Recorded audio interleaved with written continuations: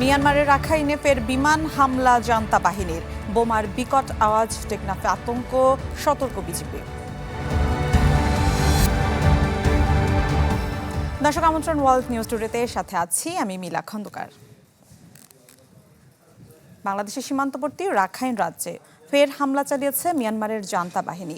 বুধবার রাতে মংডু বুথিডং অঞ্চলে ৩ দফায় ১৭টি বোমা ফেলা হয়। এতে আহত হয় ২ শিশুসহ ৩ জন।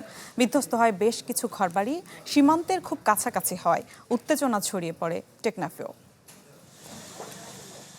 বাংলাদেশ সীমান্ত ঘেঁষা মিয়ানমারের রাখাইন রাজ্যে ফের বিমান হামলা চালিয়েছে দেশটির সেনাবাহিনী।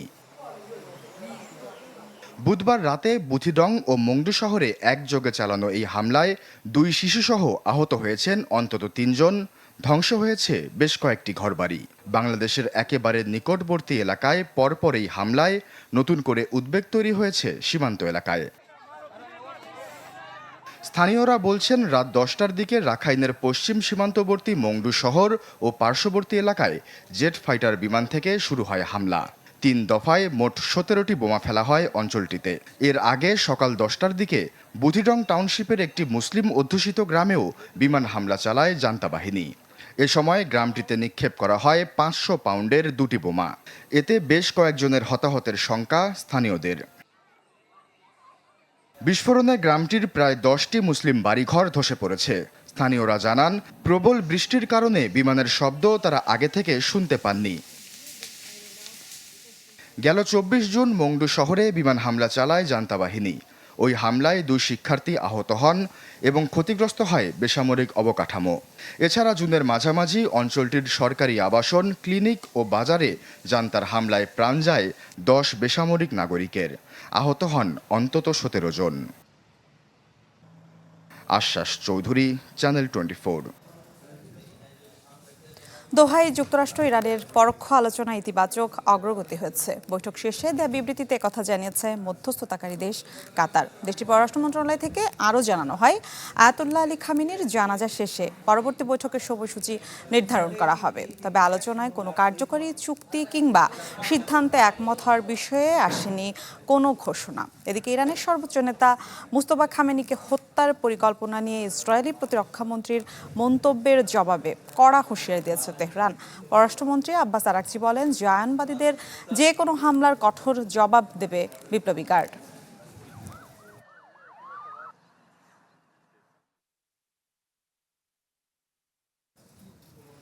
ইউক্রেনের রাজধানী কিয়েভে রাত ভর ব্যাপক ড্রোন ও ক্ষেপণাস্ত্র হামলা চালিয়েছে রাশিয়া। এতে প্রাণ গেছে ৮ জনের, আহত হয়েছেন অন্তত ২৫ জন। নিহতদের মধ্যে বেশ কয়েকজন শিশু আছে বলে জানায় কিয়েভ প্রশাসন। দেশটির সেনাবাহিনীর অভিযোগ, ইচ্ছাকৃতভাবে আবাসিক এলাকায় হামলা চালাচ্ছে মস্কো। পশ্চিমা গণমাধ্যম বলছে, হামলায় ক্রুজ ও ব্যালিস্টিক ক্ষেপণাস্ত্র সহ ড্রোন ব্যবহার করা হয়েছে। এতে রাজধানীর শহরটিতে একাধিক স্থানে ছড়িয়ে পড়ে আগুন। মারাত্মক ক্ষতিগ্রস্ত হয় একটি অ্যাম্বুলেন্স স্টেশন। হামলার পরপর ঝুঁকিপূর্ণ এলাকার বাসিন্দাদের সরিয়ে নেওয়া হয় আশ্রয় কেন্দ্রে। দর্শকের বিষয়ে বিস্তারিত জানবো, মস্কো থেকে সহকর্মী তারেক মাহমুদ আমাদের সাথে যুক্ত হচ্ছেন। তারেক, কিয়েভে আবার নতুন করে হামলা জোরদার করেছে রাশিয়া এবং বলা হচ্ছে কৌশলে আবাসিক এরিয়াগুলো টার্গেট করা হচ্ছে। বিষয়ে সবশেষ কি তথ্য রয়েছে আপনার কাছে জানাবেন?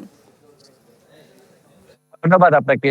ঠিক গত সপ্তাহে রাশিয়ার অভ্যন্তরে ইউক্রেনীয় বেশ কিছু ড্রোন হামলা করেছিল। যেটি রাশিয়ার বেশ কিছু স্থাপনা ক্ষয়ক্ষতি হয়েছে, যার মধ্যে একটি তেল শোধনাগার রয়েছিল।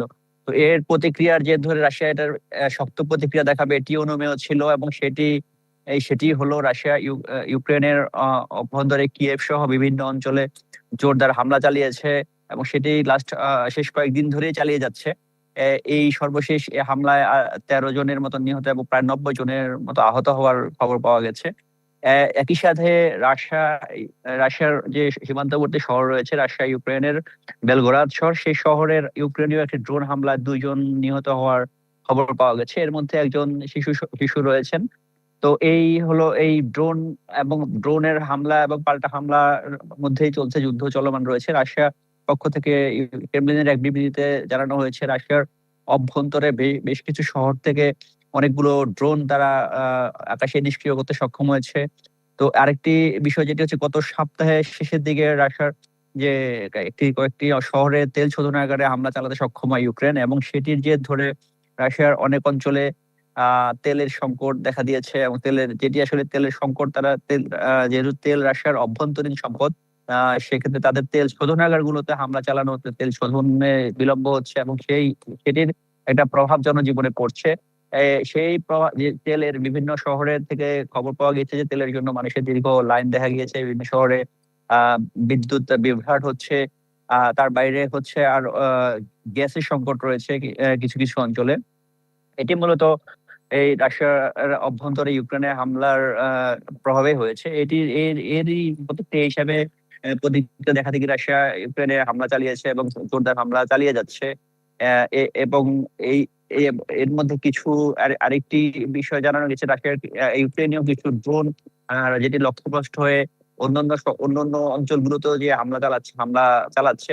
তো মূলত এই হামলার প্রভাবে রাশিয়ার অভ্যন্তরে প্রথম এই বেশ কিছু উল্লেখযোগ্য পরিমাণ ক্ষয়ক্ষতি ঘটাতে সক্ষম হয়েছে ইউক্রেন, এবং সেটি আসলে এই রাশিয়ার জনগণের মধ্যে বিভিন্ন অঞ্চলে, বিশেষ করে ক্রিমিয়া অঞ্চলটি রয়েছে, সেখানে ভালো পরিমাণ গ্যাসের সংকট দেখা দিয়েছে, তেলের সংকট দেখা দিয়েছে। এটি মানুষের জীবনযাত্রা ব্যাহত করেছে।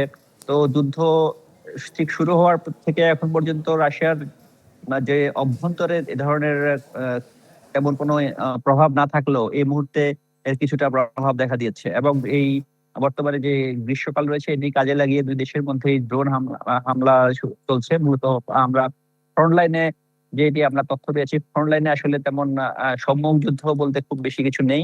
মূলত যুদ্ধটি চলছে প্রযুক্তি নির্ভর ড্রোন এবং ক্ষেপণাস্ত্র হামলার মধ্যে। তো রাশিয়া গতকালকে যে হামলাটি চালিয়েছে এর মধ্যে ইউক্রেনের পক্ষ থেকে বলা হয়েছে যে ব্যালিস্টিক মিসাইল ব্যবহার করা হয়েছে এবং সেই সাথে স্বল্প পাল্লার ক্ষেপণাস্ত্র এবং ড্রোন ব্যবহার করে হামলাটি চালানো হয়েছে, যেটি তীব্র ক্ষয়ক্ষতি হয়েছে ইউক্রেনীয় অঞ্চলে। জি তারেক, ধন্যবাদ আপনাকে। মস্কো থেকে সহকর্মী তারেক মাহমুদ আমাদের সাথে যুক্ত হয়েছিলেন। এক যুগের মধ্যে সবচেয়ে শুষ্ক জুনের সাক্ষী হলো ভারত। আবহাওয়া বিভাগের তথ্য মতে 1901 সালের পর এটি দেশটির পঞ্চম শুষ্কতম মাস। জুনে পূর্বাভাসের অর্ধেকও বৃষ্টি না হয় জুলাই নিয়ে আশা ছিল, তবে চলতি মাসেও কম বৃষ্টির আশঙ্কায় কৃষকদের উদ্বেগ আরও বেড়েছে। ইতিমধ্যে গ্রীষ্মকালীন ফসলের চাষ গত বছরের তুলনায় কমেছে। এবছর এক যুগের মধ্যে সবচেয়ে শুষ্ক জুন দেখল ভারত। 1901 সালে দেশব্যাপী বৃষ্টিপাতের রেকর্ড শুরু হওয়ার পর থেকে সর্বনিম্ন বর্ষণের তালিকায় মাসটির অবস্থান পঞ্চম। ভারতের আবহাওয়া অফিস জুনে 92% বৃষ্টিপাতের পূর্বাভাস দিলেও বাস্তবে বৃষ্টি হয়েছে তার অর্ধেকেরও কম। ফলে সবার নজর যখন জুলাইয়ের দিকে, তখন এলো আরেক পূর্বাভাস। আবহাওয়া বিভাগের শঙ্কা, চলতি মাসেও স্বাভাবিকের চেয়ে বৃষ্টিপাত হবে কম, ফলে ফসল বপন নিয়ে বেড়েছে কৃষকদের উদ্বেগ। ভারতের কৃষি মন্ত্রণালয়ের জরিপে দেখা যায় এবছর 30 জুন পর্যন্ত গ্রীষ্মকালীন ফসলের চাষ হয়েছে 1,82,00,000 হেক্টর জমিতে। গেল বছর একই সময়ে যা ছিল 2,36,00,000-এর বেশি। মাত্র এক বছরই কমেছে 23%। একই ব্যবধানে ধান চাষ কমেছে 1/4। ভারতের বার্ষিক বৃষ্টিপাতের 70% বর্ষণই হয় জুন থেকে সেপ্টেম্বর পর্যন্ত মৌসুমে। এই আর্দ্র আবহাওয়া দেশটি গ্রীষ্মকালীন ফসলের জন্য অপরিহার্য। অথচ এবছর কেরালায় বর্ষণ শুরু হয় নির্ধারিত সময়ের 3 দিন পর, আর পশ্চিমাঞ্চলে মৌসুমের 2 সপ্তাহ পর দেখা মেলে বৃষ্টির। ফলে চাষের প্রস্তুতি ও বপনও শুরু হয় দেরিতে। বিশেষজ্ঞদের মতে কম বৃষ্টির কারণে বছর কমে যেতে পারে তৈল বীজ উৎপাদন, যা বাড়াবে ভোজ্য তেল আমদানি নির্ভরতা। তবে সেপ্টেম্বর পর্যন্ত বর্ষা মৌসুমে থাকায় ঘাটতি পুষিয়ে নেওয়ার সুযোগ এখনও ফুরিয়ে যায়নি বলে জানান পরিবেশ বিশেষজ্ঞরা। ইফশিতা জামান, চ্যানেল 24। ফ্রান্স, ইতালি, স্পেন সহ তীব্র তাপদাহে বিপর্যস্ত ইউরোপের দেশগুলো। তীব্র গরমে সময়ের সাথে বাড়ছে মৃত্যু। তুলনামূলক পর্তুগালের বাসিন্দারা কিছুটা স্বস্তিতে থাকলেও দেশটিতেও বাড়তে শুরু করেছে তাপমাত্রা। দর্শক, এ নিয়ে সবশেষ জানবো। পোর্তো থেকে আমাদের সাথে যুক্ত হচ্ছেন প্রবাসী সাংবাদিক ওমর আকমাল। ওমর, মাস জুড়েই আমরা আসলে দেখছিলাম পশ্চিম ইউরোপের দেশগুলো বেশ গরমে নাকাল অবস্থা। পর্তুগালে কি অবস্থা দেখছেন, আর দুর্যোগ নিরসনে আসলে সরকারি ব্যবস্থাপনা কতটা দেখছেন? পর্তুগালে জুন মাসে তুলনামূলক খুবই কম গরম ছিল। তো গতকালকে থেকে মোটামুটি পর্তুগালেও গরম শুরু হয়েছে। আজকে বর্তমানে প্রায় 36 ডিগ্রি সেলসিয়াস চলছে এখন অবস্থানে। আর লিসবনে এর থেকে বেশি। তো পর্তুগাল সরকার গত বছরের তুলনায় এই বছর আরো কার্যকরী পদক্ষেপ গ্রহণ করেছে। লিসবন এবং সেতুবালে বিভিন্ন এলাকায় রেড অ্যালার্ট জারি করেছে এবং আগামীকাল শুক্রবার থেকে কোয়েম্ব্রা এবং লেরিয়া এলাকায় রেড অ্যালার্ট জারি থাকবে।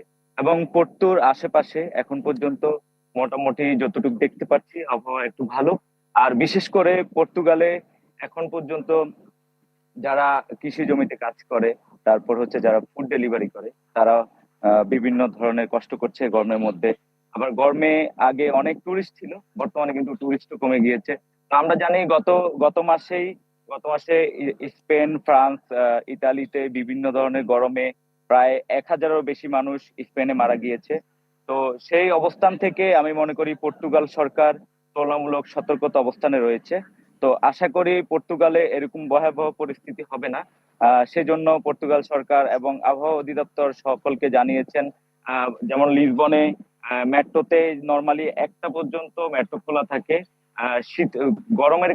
তীব্র গরমের কারণে সরকারিভাবে আরো 2 ঘন্টা বাড়িয়ে নিয়েছে। মেট্রো যেন রাতের বেলাও খোলা থাকে, মানুষ যেন নির্দ্বিধায় চলাফেরা করতে পারে। যারা গরমে যেন বাড়িতে অনেকের এসি নেই, এসি না থাকার কারণে অনেকে গরম সহ্য করতে পারে না। রাতের বেলাও কিন্তু 24 থেকে 28 ডিগ্রির মতো থাকবে। তো সেই জন্য আমি মনে করি পর্তুগাল সরকার জরুরি অবস্থানে রয়েছে। তো এই ছিল সর্বশেষ ইউরোপ এবং পর্তুগালের।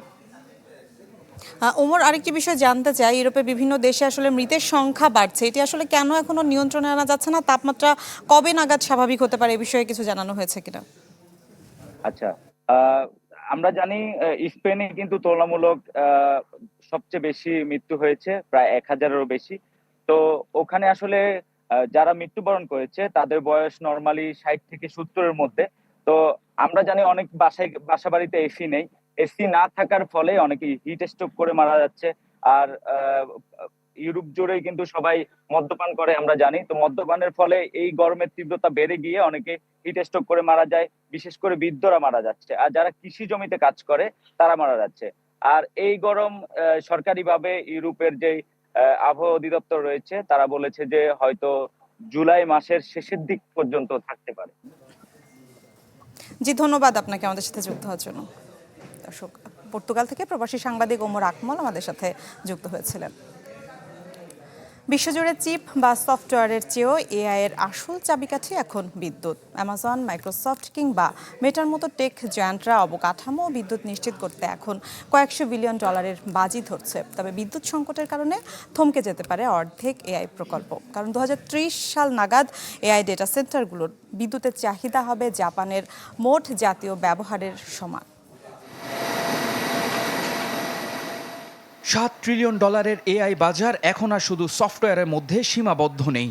একে সচল রাখতে প্রয়োজন $5 ট্রিলিয়ন বিশাল অবকাঠামো, যেখানে মূল প্রভাবক নিরবচ্ছিন্ন বিদ্যুৎ সংযোগ। অ্যামাজন, মাইক্রোসফট, অ্যালফাবেট এবং মেটার মতো প্রতিষ্ঠানগুলো এবছর সোয়া $700 বিলিয়ন ব্যয়ের পরিকল্পনা করছে, যার বড় অংশই যাবে ডেটা সেন্টার এবং বিদ্যুৎ সংযোগের পেছনে। বর্তমানে ঘোষণা দেয়া ডেটা সেন্টারগুলোর অর্ধেকেই হয়তো শেষ পর্যন্ত আলোর মুখ দেখবে না সময় মতো বিদ্যুৎ সংযোগ না পাওয়ার কারণে। কারণ বিদ্যুৎ পাওয়ার আবেদনগুলোর 70% বাতিল হয়ে যাচ্ছে। 2030 সাল নাগাদ বৈশ্বিক ডেটা সেন্টারগুলোর বিদ্যুৎ চাহিদা দাঁড়াবে 945 টেরাওয়াট আওয়ার, যা প্রায় জাপানের মোট বিদ্যুৎ ব্যবহারের সমান। অবকাঠামো নির্মাণের গতির সাথে তাল মেলাতে পারছে না বিদ্যুৎ গ্রিডের বিনিয়োগ। 2030 সাল নাগাদ এ খাতে $6.7 ট্রিলিয়ন বিনিয়োগ প্রয়োজন হলেও বর্তমানে মোট বাজেট মাত্র $720 বিলিয়ন। ফলে চিপের চেয়ে এখন নির্ভরযোগ্য দীর্ঘমেয়াদী বিদ্যুৎ নিশ্চিত করাই হয়ে দাঁড়িয়েছে বড় চ্যালেঞ্জ। এর ভবিষ্যৎ এখন আর শুধু কোডিংয়ের হাতে নয়, বরং তা নির্ভর করছে কার হাতে কত মেগাওয়াট বিদ্যুৎ আছে তার উপরে। ইফতেখার আলম, চ্যানেল 24। দর্শক, এই ছিল আজকের ওয়ার্ল্ড নিউজ টুডে। সাথে থাকার জন্য ধন্যবাদ সবাইকে।